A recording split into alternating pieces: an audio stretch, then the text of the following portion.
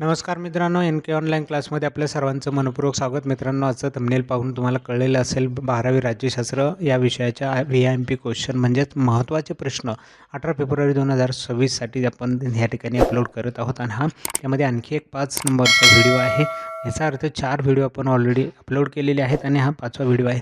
ज्या विद्यार्थ्यांनी अजूनही व्हिडिओ पाहिले नसतील तर हे सर्व पूर्वीचे व्हिडिओ पाहून घ्या. त्यामध्ये सर्व प्रकारच्या प्रश्नांची डिटेलमध्ये तुम्हाला माहिती दिलेली आहे की जे बोर्ड परीक्षेसाठी इम्पॉर्टंट आहे.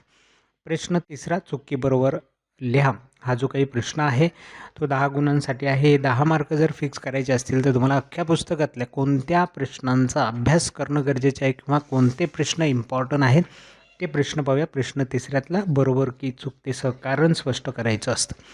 तर यामध्ये पहिला सगळ्यात महत्त्वाचा प्रश्न आहे की 1980च्या दशकाला मानवतावादी हस्तक्षेपाचा सुवर्णकाळ असं म्हटलं जातं. हा प्रश्न खूप वेळा बोर्डाला रिपीट विचारला गेलेला प्रश्न आहे.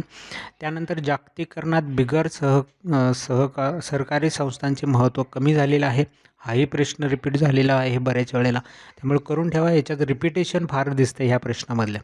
त्यानंतर तंत्रज्ञानातील सर्वात महत्त्वाची क्रांती ही इंटरनेट आहे. चौथा प्रश्न आहे, समाज परिवर्तनासाठी व राष्ट्रीय एकात्मतेसाठी लोकशाही आवश्यक आहे. 5वा प्रश्न, सुशासनामध्ये नैसर्गिक संसाधनांचा कुशलतेने वापर केला जातो. 6वा प्रश्न आहे, भारत पाक यांच्यामध्ये सीमापार दहशतवाद हा नेहमीच अडथळा ठरलेला आहे. त्यानंतर 7वा प्रश्न आहे, राष्ट्रीय महिला आयोगाची स्थापना महिला हक्क संरक्षणासाठी केली जाते.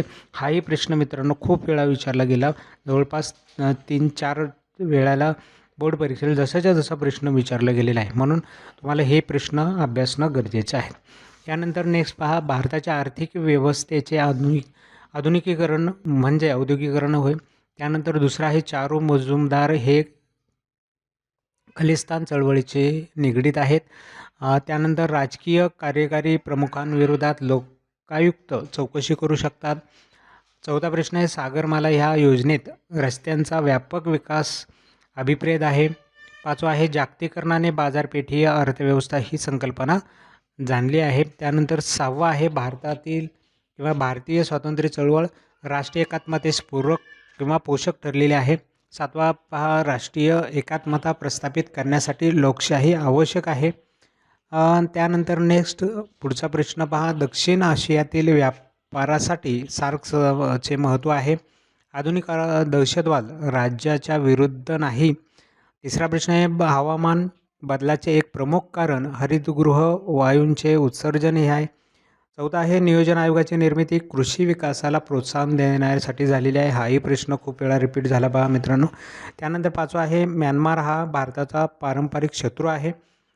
त्यानंतर 6, चीन व भारत यांच्यामध्ये 1960 साली युद्ध झाले. 7वा प्रश्न, पारंपरिक प्रशासन कार्यक्षम होते. आणि 8वा प्रश्न आहे की राष्ट्रीय एकात्मता परिषदेची स्थापना करण्यात आली. तर मित्रांनो, हे सगळे काही प्रश्न बरोबर या ठिकाणी घेतलेले नाही आहेत. काही वाक्य बरोबर असेल, काही चुकीचे असतील. तुम्हाला मुळात हे वाक्य चुकीबरोबर हे ओळखून त्याचं कारण सांगायचं आहे. त्यामुळे जशीच्या तशी बरोबर आणि चूक वाक्य आपण या ठिकाणी अपलोड केलेले आहेत. तर ते चेक करून घ्या, पाहून घ्या. तुम्हाला हे प्रश्न येत असणे गरजेचे आहे. त्यानंतर गॅट ही आंतरराष्ट्रीय व्यापाराबाबतची संघटना होती. त्यानंतर दुसरा प्रश्न, 1965मध्ये चीनने भारतावर आक्रमण केले. 3रा प्रश्न पाहिला तर भारत हे एक धर्मनिरपेक्ष राज्य आहे. 4था, अलिप्ततावाद हे भारतीय परराष्ट्र धोरणाचे एक महत्त्वाचे वैशिष्ट्य आहे. maastricht करार युरोपच्या संरक्षणासाठी करण्यात आलेला होता. 6वा प्रश्न, सक्षमीकरणामुळे दुर्बल घटकांचा विकास होतो. 7वा प्रश्न पाहिला तर ग्राहकाच्या हिताचे संरक्षण ग्राहक न्यायालयात केले जाते. आणि 8वा प्रश्न, LTTE ही बांगलादेशातील तमिळ लोकांच्या हक्कासाठी लढत होती.